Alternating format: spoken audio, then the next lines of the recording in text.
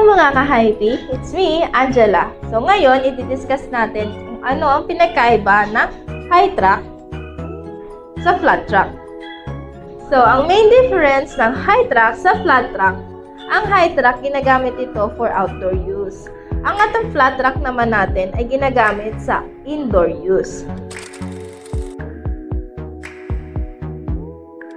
So, bakit ba tayo gumagamit ng high track para sa outdoor? So, ang high track po kasi, para ma-prevent niya yung pagpasok ng tubig once na umulan or bumagyo. So, dito, ito yung naka-face sa labas, kung mataas na to. Dito, magbubutas tayo ng drainage para once na umulan, hindi dediretso yung tubig sa loob. May lalabasan ng tubig dito sa labas. So, ang main reason naman ng flat track is para iwas patid tayo sa loob ng bahay. At compare sa high track, mas pansinin kasi ang high track kapag nasa loob siya ng bahay compare sa flat track. For example, ito yung flooring natin sa loob ng bahay. And then gagamit tayo ng high track.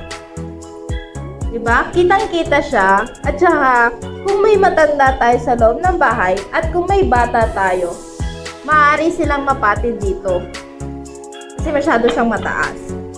Compared sa ating flat track, na tamang-tama lang sa paghakbang ng mga matatanda at ng mga bata. So, ang flat track din kasi is less hassle din siya linisin, hindi compared sa high track. So, sa performance nilang dalawa, same lang tayo na ginagamit na pin guide para sure na smooth ang pag-slide ng ating mga panel.